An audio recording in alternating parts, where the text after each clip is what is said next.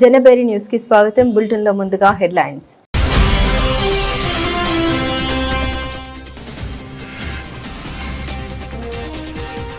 రాజధాని పనులకు అవసరమైన ఇసుక గ్రావెల్ సరఫరా విషయంలో ఇబ్బందులు లేకుండా చూడాలి, అధికారులను ఆదేశించిన ముఖ్యమంత్రి చంద్రబాబు.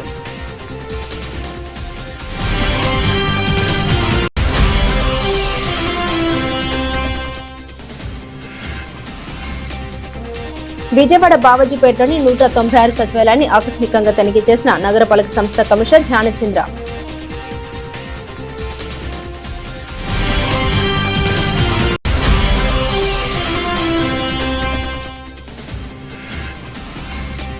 సింగిల్ యూజ్ ప్లాస్టిక్ విద్యార్థుల సృజనాత్మకత ప్రత్యామ్నాయం. విద్యార్థుల సృజనాత్మకతకు కలెక్టర్ డాక్టర్ జి లక్ష్మీష అభినందనలు.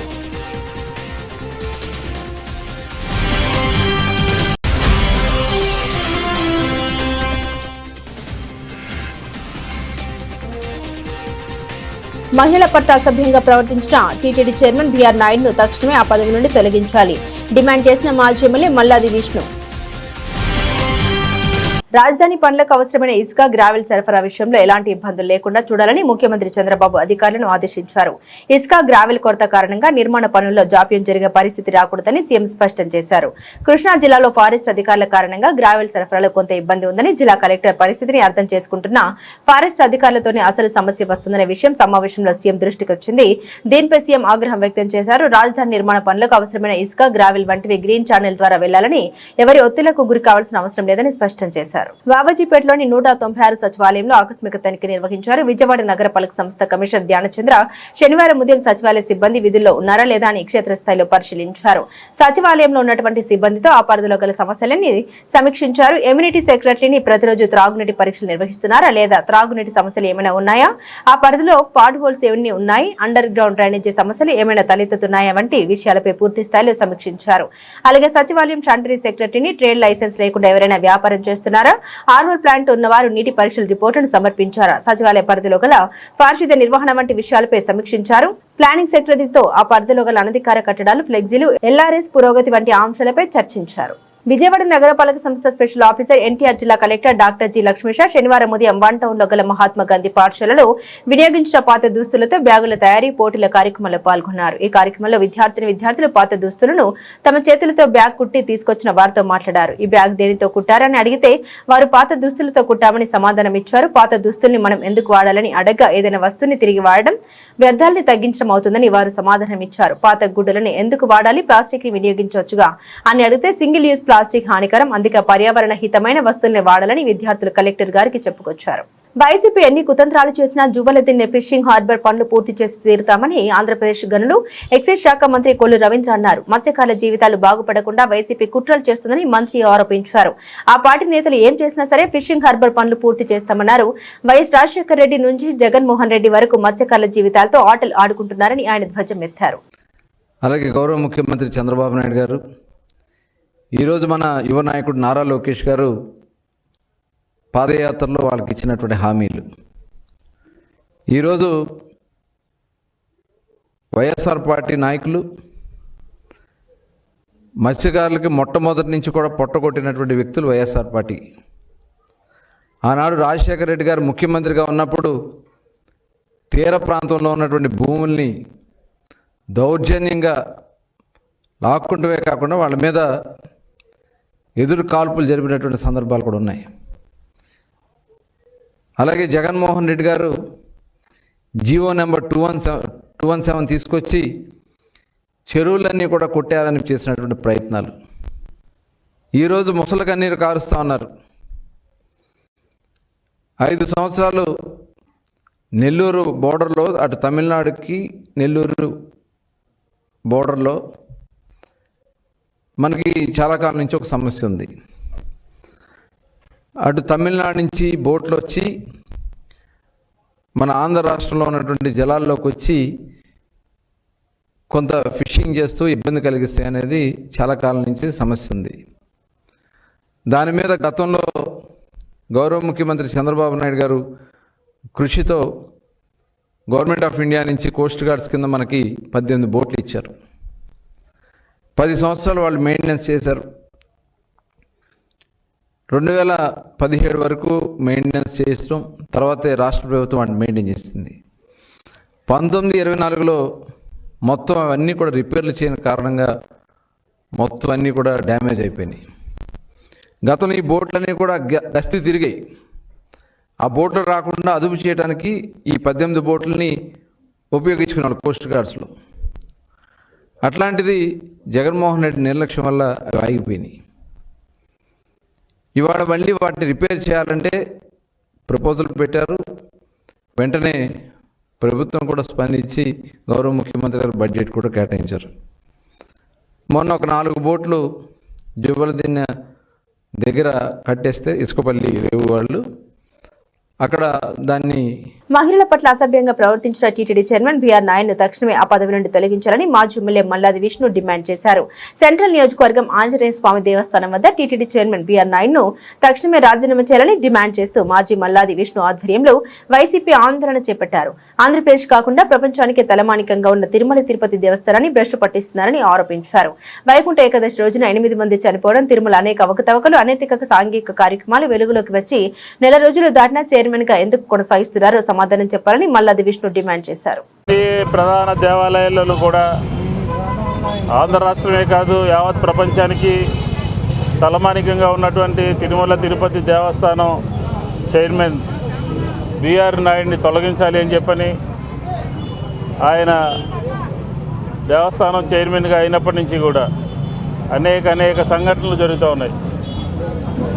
వైకుంఠ ఏకాదశి రోజున 8 మంది 9 మంది మరణించడం, అలాగే తిరుమల తిరుపతి దేవస్థానంలో అనేక అవకతవకలు జరగటం, తర్వాత చైర్మన్గా ఉన్నటువంటి బీఆర్ నాయుడు గారి యొక్క అనైతిక అసాంఘిక కార్యక్రమాలన్నీ కూడా వెలుగులోకి రావటం, వెలుగులోకి వచ్చి దాదాపుగా నెల రోజులు దాటినప్పటికీ కూడా ఆయన్ని ఇంకా ఎందుకు దేవస్థానం చైర్మన్గా కొనసాగిస్తున్నారు అని చెప్పని వైఎస్ఆర్ కాంగ్రెస్ పార్టీ అడుగుతోంది. కొనసాగించడమే కాదు, నిస్సిగ్గుగా రాష్ట్ర ముఖ్యమంత్రి ఏ ముఖం పెట్టుకుని ఆయన పక్కన కూర్చోబెట్టుకుని వాళ్ళ మనవడికి సంబంధించినటువంటి కార్యక్రమంలో తిరుపతిలో పార్టిసిపేట్ చేసే విధంగా ప్రోత్సహిస్తారు. ఏ ముఖం పెట్టుకుని రాముల వారి కళ్యాణానికి ఒంటిమిట్టలో ఈ ఆరోపణలు ఎదుర్కొంటున్నటువంటి మహిళల పట్ల అసభ్యంగా ప్రవర్తించినటువంటి బీఆర్ నాయుడు గారిని పక్కన కూర్చోబెట్టుకుంటారు అని చెప్పని కూడా మేము అడుగుతా ఉన్నాం. నైతికత ఉందా రాష్ట్ర ప్రభుత్వానికి, చంద్రబాబు నాయుడు గారికి హిందూ ధర్మం పట్ల నైతికత ఉన్నదా అని చెప్పని కూడా మేము అడుగుతా ఉన్నాం. ఎందుకు తొలగించట్లేదు? బీఆర్ నాయుడు గారే చెప్పారు, మీకు ఎన్నికలకు ముందు ఈ వ్యక్తికి ఈ రకమైనటువంటి ప్రవర్తన ఉంది, ఈ రకమైనటువంటి కార్యక్రమాలు ఉన్నాయి, కాబట్టి దయచేసి అతన్ని పరిగణలోకి తీసుకోవద్దని చెప్పని చంద్రబాబు నాయుడు గారికి ఒక మహిళ ఉత్తరం రాస్తే అవేమీ పట్టించుకోకుండా పవిత్రమైనటువంటి హిందూ ధర్మానికి కేంద్రమైనటువంటి వెంకటేశ్వర స్వామి దేవస్థానానికి చైర్మన్గా వేయటమో పెద్ద తప్పు. వేసిన తర్వాత ఆయన ప్రవర్తించినటువంటి తీరు చాలా జుగుప్సాకరంగా ఉంది.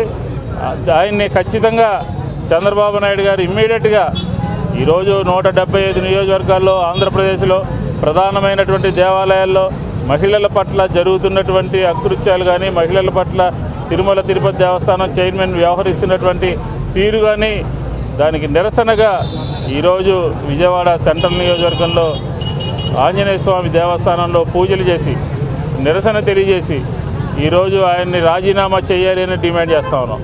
అసలు ఇక్కడ ఒక ప్రశ్న ఉత్పన్నం అవుతూ ఉంది. ఆయన రాజీనామా చేయటం లేదా? చంద్రబాబు నాయుడు గారు చేయొద్దని చెప్తున్నారా? చంద్రబాబు నాయుడు గారు చేయమని చెప్పినప్పటికీ కూడా ఆయన రాజీనామా చేయట్లేదా? ఏ విషయం కూడా ఆంధ్రప్రదేశ్ ప్రజలకి, హిందూ ధర్మానికి సంబంధించి ప్రజలకి అందరికీ కూడా జవాబుదారీ చెప్పాల్సినటువంటి అవసరం చంద్రబాబు నాయుడు గారి మీద ఉన్నది అని చెప్పని కూడా వైఎస్ఆర్ కాంగ్రెస్ పార్టీ డిమాండ్ చేస్తోంది. ఇదే కాదు, దీంతోపాటు ఈ రాష్ట్రంలో జరుగుతున్నటువంటి మహిళల మీద అఘాయిత్యాలు, మహిళల మీద అకృత్యాలు, నిన్న కాక మొన్న జనసేన పార్టీ ఆఫీస్ దగ్గర ఒక మహిళ మీద ఏ రకంగా దాడులు చేశారో మనకు అర్థమవుతోంది. గత కొన్ని నెలలుగా న్యాయం చేయండి. ఈరోజు రాష్ట్ర వ్యాప్తంగా ఏదైతే మహిళల మీద దాడులు అవ్వచ్చు, ఏదైతే పవిత్రంగా భావించేటువంటి తిరుమల తిరుపతి దేవస్థానం చైర్మన్గా ఉన్నటువంటి బీఆర్ నాయుడు గారు, ఎందుకంటే బీఆర్ నాయుడు గారి మీద మొన్న ఒక మహిళ వచ్చి ఆయన వల్ల నేను ఇబ్బంది పడ్డాను అనేటువంటి ఒక లెటర్ ఇచ్చినా కూడా ఈ రోజున సీఎం గారు స్పందించడం లేదు అంటే మహిళల పట్ల ఎంత కన్సర్న్ ఉందో ఈ ప్రభుత్వానికి అందరం కూడా గమనించాలా.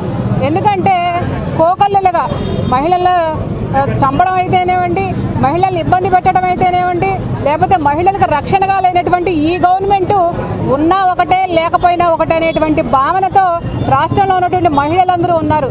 కాబట్టి ఈ రోజున మా అధ్యక్షుడు పిలుపు మేరకు మా ఆంజనేయ స్వామి వారి గుడిలో ఈ రోజున పూజలు నిర్వహించి మరి ఏదైతే బిఆర్ నాయుడు గారి మీద వచ్చినటువంటి ఏవైతే చర్యలు తీసుకోవాలని చెప్పేసి, ఎందుకంటే ఒక మహిళ సాక్షాత్తు నేను ఇబ్బంది పడ్డాను అని లెటర్ ఇచ్చింది చంద్రబాబు నాయుడు గారికి, కానీ స్పందన లేదు. కాబట్టి ఆయన్ని ఆ పదవిలో ఉంచడానికి అర్హత లేదు అని డిమాండ్ చేస్తూ ఆయన పదవి నుంచి తొలగించాలని కూడా వైఎస్ఆర్ కాంగ్రెస్ పార్టీ డిమాండ్ చేస్తూ ఉంది.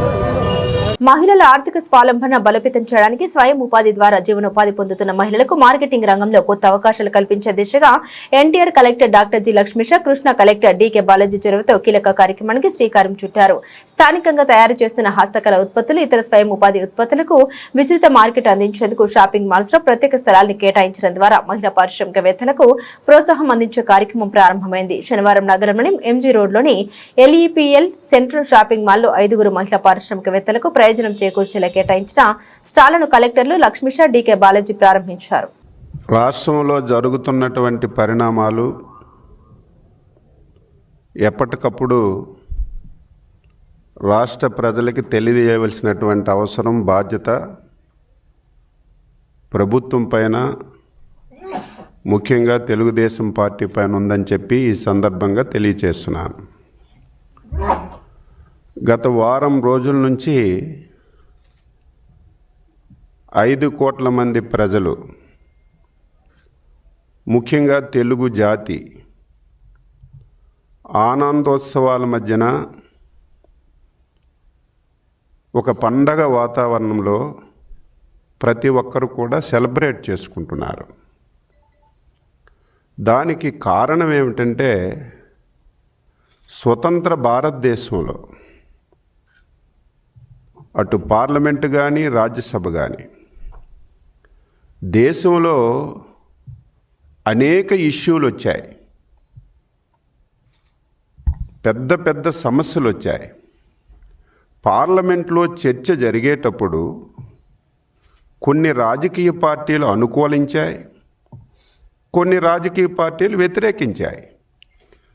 ఉదాహరణకి ఆర్టికల్ 370 రద్దు సమయంలో కానీ, ట్రిపుల్ తలాక్ విషయంలో కానీ, అయోధ్య రామమందిర విషయంలో కానీ, వక్ఫ్ బిల్ సవరణ విషయంలో కానీ, ఈ విధంగా దేశంలో అనేక సమస్యలు చర్చకొచ్చేటప్పుడు కొన్ని రాజకీయ పార్టీలు వ్యతిరేకించాయి, కొన్ని రాజకీయ పార్టీలు అనుకూలించాయి.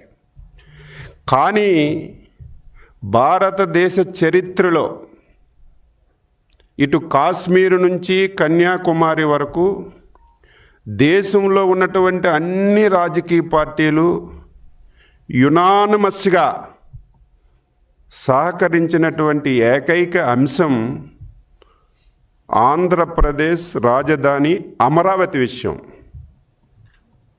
ఇటువంటి విషయంలో ఒకే ఒక పార్టీ వ్యతిరేకించింది. ఆ పార్టీ వైఎస్ఆర్ పార్టీ అని చెప్పి ఈ సందర్భంగా ప్రజలకు తెలియచేస్తున్నాను. ఇంత కక్ష నీకెందుకు? తెలుగు జాతి మీద, ఆంధ్రప్రదేశ్ ప్రజల మీద ఇంత కక్ష నువ్వెందుకు పెట్టుకున్నావని చెప్పి నేను అడుగుతున్నాను. ఒకసారి చరిత్ర చూడండి. ఇదేదో ఒకరి వ్యవహారం కాదు, ఒక ఇంటి వ్యవహారం కాదు. అందులో సమర్థవంతమైనటువంటి నాయకుడు చంద్రబాబు నాయుడు గారు ఏ నిర్ణయం తీసుకున్నా సరే ఏకపక్ష నిర్ణయం ఎప్పుడూ తీసుకోరు. ఏ నిర్ణయం ఈ రాష్ట్ర ప్రయోజనాల గురించి తీసుకున్నా, 5 కోట్ల మంది ఆంధ్రుల గురించి తీసుకున్నా, అందరినీ దృష్టిలో పెట్టుకొని అందరినీ సంప్రదించి ఏకాభిప్రాయంతో ముందుకెళ్తున్నారు తప్ప ఏకపక్ష నిర్ణయాలు ఎప్పుడూ తీసుకోవడం లేదనేది కూడా ప్రజలు గుర్తుపెట్టుకోవాలి. ఈరోజు ప్రధాన అంశం 2014 ముందు ఎన్నికల ముందు మనకి ఇష్టం లేకపోయినా రాష్ట్రాన్ని విభజన చేశారు. ఆ రోజు కూడా చంద్రబాబు నాయుడు గారు మీ విభజనకి మేము అంగీకరిస్తున్నాం, కానీ అటు తెలంగాణకు కానీ ఇటు ఆంధ్రాకు కానీ ఎవరికీ నష్టం లేకుండా చెయ్యండి అని చెప్పారు. చివరి నిమిషం వరకు పోరాటం చేశారు తప్ప ఎప్పుడు ఏ విధమైనటువంటి సమస్యలు సృష్టించలేదనే విషయాన్ని కూడా గుర్తు చేస్తున్నాను. అడ్డగోలుగా రాష్ట్రాన్ని మీరు విడదీశారు, మీ సపోర్టుతో కూడా విడదీశారు. రాజధాని అనేది ఒక కులానికో ప్రాంతానికో పరిమితం కాదని, అది రాష్ట్ర ఆర్థిక ప్రగతికి గ్రోత్ ఇంజన్ వంటిదని ఎమ్మెల్యే సుజన అభివర్ణించారు. సీఎం చంద్రబాబు నాయుడు వేసిన బలమైన పునాది వల్ల నేడు అమరావతి, సింగపూర్, న్యూయార్క్ తరహాలో అభివృద్ధి చెందేందుకు మార్గం సుగమమైందని ఆయన వ్యాఖ్యానించారు. న్యాయ పోరాటంలో విజయం సాధించిన అమరావతి ఇకపై ఆదర్శ నగరంగా మారుతుందని ధీమా వ్యక్తం చేశారు. ఎవరు ఏ గన్ తెచ్చినా అమరావతిని ఇంచు కూడా కదపలేరని ఆయన ఈ సందర్భంగా స్పష్టం చేశారు. ఈ సందర్భంగా సుజన మాట్లాడారు. జగన్మోహన్ రెడ్డి మావిగన్ అంటూ చేసిన విమర్శలపై సుజన చౌదరి తనదైన శైలిలో కౌంటర్ ఇచ్చారు. అది ఒక బాణంలాగా పనిచేసింది ఇప్పటి వరకు కూడా. ఆ రకంగా ఆ బలము, ఆ రైతుల యొక్క త్యాగంతో ఇవాళ నిలబడ్డటువంటి అమరావతిని మన సమగ్ర స్వరూపాన్ని చూడాల్సినటువంటి అవసరం ఉంది. ఈ సమగ్ర స్వరూపానికి కూడా సుజనా చౌదరి గారి సహకారం ఎప్పుడూ ఉండాలనేటటువంటిది కోరుకుంటూ నాకు ఈ అవకాశం ఇచ్చినందుకు ధన్యవాదాలు. అమరావతి కోసం భూములు ఇచ్చామో ఆ నగర నిర్మాణం పూర్తయ్యే వరకు కనీసం ఇంకా 15-20 సంవత్సరాలు మనకు ఆ బాధ్యత ఉంది. మనం ఆ పనుల మీదే ఉండాలి. అలాగే ఆ విధంగా మనం ఎలా ముందుకెళ్లాలో సుజనా చౌదరి లాంటి వారు మనకు సలహాలు ఇస్తే ఆ విధంగా ముందుకెళ్ళడానికి మేము సిద్ధంగా ఉన్నాం. నిన్న కూడా అసెంబ్లీలో చౌదరి గారు చెప్పారు ఒక మాట, ఈ కార్యక్రమాలు ఇక్కడితో అవ్వలేదు, ఒక సెల్ అనేది ఒకటి రైతుల కోసం ఒక ప్రత్యేకమైన సెల్ ఒకటి ఏర్పాటు చేసి అమరావతి పనులను మరింత వేగవంతంగా రైతులందరికీ ఉపయోగపడే విధంగా తీసుకెళ్లాల్సిన బాధ్యత ఉంది అని వారు, అంటే అది అమరావతి మీద బాధ్యతతో వారు చెప్పడం జరిగింది. మనందరం కూడా దాన్ని ఆచరిస్తూ ముందుకు వెళ్ళవలసిందిగా కోరుతున్నాను. ఇప్పుడు మన కళ్ళూరు రాజశేఖర రెడ్డి గారిని, సోదరులకి, ప్రింట్ అండ్ ఎలక్ట్రానిక్ మీడియా మిత్రులకి, సుజనా చౌదరి గారికి అందరికీ హృదయపూర్వక నమస్కారం. ఎడార్లో ఓయాసిస్ లాగా, అంటే ఒక 3 రాజధాని ప్రకటన రాగాలనే రైతులందరం రోడ్డు అయితే ఎక్కాము. దాని తర్వాత ఎటు పోవాలో మాకు తెలియదు. అంటే మా రైతుల సోదరులు కొంతమంది న్యాయకోవిధులు ఉన్నా కానీ అంతా సుప్రీంకోర్టులో పోరాడటం, అసలు ఏ విధంగా వెళ్ళాలో తెలియని పరిస్థితిలో జమ్ముల్ శ్యాంకిషోర్ గారి ద్వారా సుజనా చౌదరి గారు మా అందరికీ ఒక సమాచారం ఇచ్చి మీరందరూ ఈ విధంగా ముందుకెళ్ళండి అని ఒక మార్గదర్శకం, అంటే ఎడార్లో ఓఎస్ఎస్ లాగా వారు నిలబడ్డారు. కేసులు వివిధ రాజకీయ పార్టీలు, వివిధ సంస్థలు, అంటే అమరావతి వాళ్ళందరూ వేసినా కూడా మేము రైతు సోదరులం 14-19లో ఏర్పడిన 2 సంస్థల ద్వారా, అంటే అమరావతి రాజధాని సమీకరణ రైతు సమాఖ్య, రాజధాని రైతు పరిరక్షణ సమితి, ఈ 2 సంస్థల ద్వారా వేసిన కేసులే ముఖ్యమైన కేసులు. ఆ కేసులకి మాకు లాయర్లు ఎవరుంటే మంచిదని చెప్పి సూచించి మా అమరావతి రాజధాని ఐక్య కార్యాచరణ సమితి అని చెప్పి మేము ఉద్యమం ఏర్పడిన జేఏసీ లీగల్ టీంకి పూర్తి స్థాయిలో వీళ్ళని పెట్టుకుంటే మీరు కేసులు గెలవగలరని చెప్పి, ఎందుకంటే ఆ లాయర్లని మేము వెళ్ళి అపాయింట్మెంట్ అడిగినా దొరకదు. దానికి పూర్తి స్థాయిలో సహకరించిన వ్యక్తి సుజనా చౌదరి గారు. ఆ విధంగా పూర్తి స్థాయిలో ఈ ఉద్యమానికి ఒక పార్ట్, అంటే ఉద్యమం చేసిన వాళ్ళందరూ ఫ్రంట్లో కనపడేవాళ్ళు కాబట్టి రాష్ట్ర ప్రజలందరికీ ఏంటంటే ఉద్యమం చేసిన వాళ్ళు ఒక్కళ్ళే మామూలుగా కనపడేవాళ్ళు, అమరావతి రాజధాని చేసి అంటే వాళ్ళు ఒక్కళ్ళే అనుకునేవాళ్ళు. కానీ ఉద్యమం వెనక పూర్తి స్థాయిలో అమరావతి నిలబడిందంటే అది న్యాయం నుంచి, కోర్టుల ద్వారా, కోర్టులకి సహకరించిన వాళ్ళు లీగల్ టీం కానీ చాలామంది ఉన్నారు. దానికి ఎంతోమంది సహకరించినా దానికి మొట్టమొదట వచ్చింది సుజనా చౌదరి గారు. దాని తర్వాత అన్ని పార్టీ నాయకులు అందరూ వివిధ రకాలుగా సహకరించారు. కాబట్టి ఇది నిలబడిందంటే మొట్టమొదట మాకు చెయ్యందించిన సుజనా చౌదరి గారి హృదయపూర్వక ధన్యవాదాలు తెలియజేసుకుంటూ, ఉన్న తపన పడుతుందా ఆయనలో ఉన్న తపన, అమరావతి రైతులు, అమరావతి అసలు ప్రజల ఇబ్బందులు, రైతు వర్గం నుంచి వచ్చాడు ఆయన. Is an engineer, he's got basic knowledge. అదే మనం ఏది తీసుకున్నా ప్లాన్డ్గా, అదే ఫ్రమ్ ది ఢిల్లీ నుంచి ఇక్కడ దాకా అమరావతి ఆయనకుండా కాంటాక్ట్స్ కానీ మనకి ఎంత యూజ్ఫుల్ అయినాయి అంటే ఆయనకుండా నేను అబ్జర్వ్ చేసిన తపన. మొన్న ఎన్డీఏ గవర్నమెంట్ వచ్చిన తర్వాత కూడా రైతులు సిఆర్డీ ఆఫీస్కి వెళ్తుంటే ఇబ్బందులు పడుతుంటే మమ్మల్ని పిలిచి మీరంతా రాసివ్వండి మీ ప్రాబ్లమ్స్ అన్నీ. నేను చంద్రబాబు నాయుడు గారి దగ్గరికి వెళ్ళి కూర్చొని ఐ విల్ సార్ట్ అవుట్ అనే తపన నేను ఆయన దగ్గర అబ్జర్వ్ చేశాను. రేపైనా మీ తర్వాత కూడా ఆయన ఈ డోర్స్ ఆర్ ఆల్వేస్ ఓపెన్. ఎప్పుడైనా మీ బాధలు ఉంటే ఆయన ఈజ్ రెడీ టు సాల్వ్. ఇప్పుడు నంబర్ 1 కాన్స్టిట్యున్సీలో విజయవాడలో people they are very happy with him. అది మీరు తెలుసుకోవాల్సిన ఇలాంటి వాళ్ళు ఉంటే మనకు మనశ్శాంతిగా బతకొచ్చు, మన రాష్ట్రం బాగుపడుతుంది. అది అందరికీ ధన్యవాదాలండి. సుజనా చౌదరి గారికి మా ఎన్ఆర్ఐ తరఫున, డాక్టర్స్ తరఫున, మెడికల్ ప్రొఫెషన్ అమరావతి తరఫున, ఆంధ్ర రాష్ట్ర ప్రజల తరఫున ధన్యవాదాలు చెప్తున్నాను. ఒక అంగుళం కూడా కదలదు అని నోటి వాక్యం హస్తవాసి రెండు నిజమైనట్టు ఆ రోజు నుంచి ఈ రోజు వరకు వెన్నుదన్నుగా ఉండి మాకైతే నిజంగానే ఇప్పుడు మా మిత్రులు సోదరులు చెప్పే వాటిలో కూడా లీగల్గా అంటే ఏదో ఎంతో కొంత సపోర్ట్ చేస్తున్నారని అయితే మేము అనుకున్నాం. కానీ వాళ్ళు చేసే సహాయ సహకారాలు వాళ్ళు చెప్తుంటే ఇప్పుడు మాకే ఆశ్చర్యం వేస్తుంది అనమాట. పొద్దుస్తమానం మేము ఉద్యమాల్లో ఉండేవాళ్ళమైనా మాకే తెలియకుండా ఎంతో సీక్రెట్గా నడిపారు మా జేఏసీ వాళ్ళు. కానీ మాకు వెన్నుదన్నుగా ఉండి ఆ రోజు మరి మీ పార్టీ స్టాండ్ ఏంటో మాకు తెలియదు సార్, మా పార్టీ స్టాండ్తో నాకు సంబంధం లేదు, నా స్టాండ్ ఇది అని చెప్పి ధైర్యంగా దమ్ముగా నిలబడిన వ్యక్తి మీరని చెప్పేసి మీకు మాత్రం కృతజ్ఞత తెలియజేస్తున్నాం సార్. ధన్యవాదాలు. రాజకీయాల్లో ఎంతోమంది వస్తుంటారు వెళ్తుంటారు.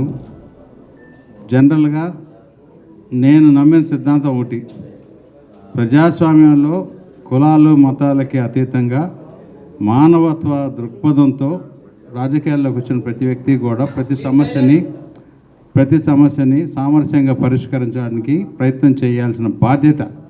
నేనేదో సహాయం చేశాను ఎప్పుడు అనుకోలే. డెఫినెట్గా రైతులకు ఇక్కడ అన్యాయం జరుగుతుంది, అది బాధ్యతగా చేయాలనే ఉద్దేశంతోనే నేను చేయడం జరిగింది.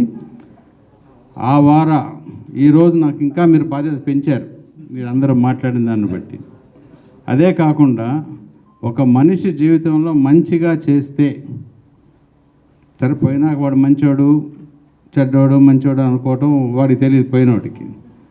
కానీ జీవితంలో ఉన్నప్పుడే బెనిఫిట్ పొందిన వ్యక్తుల్లో నేను ఒకడిని. ఎందుకంటే నేను విజయవాడ పశ్చిమ నియోజకవర్గంలో నేను ఎన్నికల్లో పోటీ చేయడానికి వచ్చినప్పుడు నాకు చాలా రైతులు కూడా మీరందరూ కూడా వచ్చారు, చాలామంది వచ్చి సపోర్ట్ చేశారు. కనీసం మీ రైతులు అంటే అప్పటికప్పుడు నేను కొంతన్నా మీకు అప్పుడు మీ వెంబట తిరిగాను. అది కూడా ఎప్పుడెప్పుడో గత 20-30 సంవత్సరాలు చేసిన వాళ్ళు కూడా నాకు తెలియని వాళ్ళు కూడా చాలామంది వచ్చి నా తరఫున ఎన్నికల్లో క్యాన్వాస్ చేసి మంచి మెజార్టీతో గెలిపించడం జరిగింది. దానివల్ల మానవత్వ దృక్పథంతో మనుషులతో మెలుక్కుంటే వచ్చే బెనిఫిట్ ఏంటనేది అదొక నిదర్శనం. అయితే ఈ అమరావతి విషయానికి వస్తే తెర వెనక ఉన్నామా లేదా అంటే, నేను ఆ రోజు ఆంధ్రప్రదేశ్ నుంచి రిప్రజెంట్ చేస్తున్న ఒక రాజ్యసభ మెంబర్గా నాకు అది బాధ్యత. అది కాకుండా అనేక మంది న్యాయమూర్తులు, ప్రధాన న్యాయమూర్తులు, ఇప్పుడు రిటైర్ అయిపోయిన వాళ్ళ పేర్లు చెప్పడం అంత ఉత్తమం కాదు. కానీ ఏపీ హైకోర్టు నుండి కూడా చక్కటి న్యాయం ఇవ్వడానికి చాలా ప్రయత్నాలు చేసి మనకు చాలా సపోర్ట్ చేశారు. దాంతోపాటు ఇప్పుడు వారు లేరు మనతో, రామోజీరావు గారు కూడా అనేక విధాలుగా ఈనాడు సంస్థ తరఫున నేను ఆయన పేరు చెప్పడానికి నేను సంశయించలేదు. ఎందుకంటే నేను ఢిల్లీలో కొంతమంది న్యాయమూర్తుల దగ్గరికి వెళ్ళి ఈ రైతుల వ్యధ ఇట్లా ఉంది, బాధ, ఇది జరిగిందంతా ఇది అని చెప్పి వచ్చిన అరగంటలో మళ్ళీ మన ప్రతిపక్ష నాయకులు, వాళ్ళ పేర్లు అనవసరం ఇప్పుడు, వెళ్ళి ఇదంతా ఒట్టిదే, ఈ చౌదరి గారికి 630 ఎకరాలు ఉంది, చంద్రబాబు నాయుడు గారికి ఇట్లా ఉంది, ఇందాక వారు చెప్పారు ఇది రాజధాని కాదు కమరావతి. కొంతమంది ఎంపీలు కూడా అడిగేవారు, హేళన చేశారు హౌస్లోకి వెళ్తే, you are fighting for your own caste అని. అది కాదు నాయన, నిజం అని చెప్పడానికి ఈ విధంగా ఉంది అని అంటే, ఆ రోజు ఈనాడు సంస్థ డెఫినెట్గా ముందుకొచ్చి అనేక పుస్తకాలు, అది కూడా లక్షల కోట్లు అయి ఉంటాయి, అంతవరకు కూడా మనం ఖర్చు పెట్టి ఆ పుస్తకాలన్నీ ప్రింట్ చేయించి ఢిల్లీలో ఉన్న పార్లమెంట్ మెంబర్స్ అందరికీ, సుప్రీంకోర్టు, ఢిల్లీ హైకోర్టులో ఉన్న జడ్జిలందరికీ. బులెటిన్ ముగించే ముందు హెడ్లైన్స్ మరోసారి.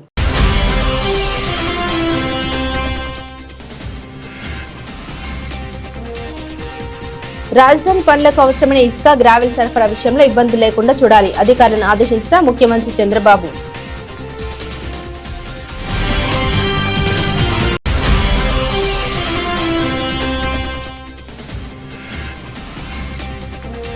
విజయవాడ బావజీపేటలోని 196 సచివాలయాన్ని ఆకస్మికంగా తనిఖీ చేసిన నగరపాలక సంస్థ కమిషనర్ ధ్యానచంద్ర.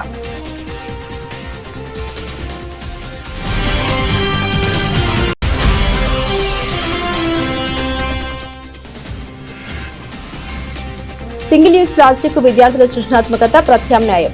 విద్యార్థుల సృజనాత్మకతకు కలెక్టర్ డాక్టర్ జి లక్ష్మీష్ అభినందనలు.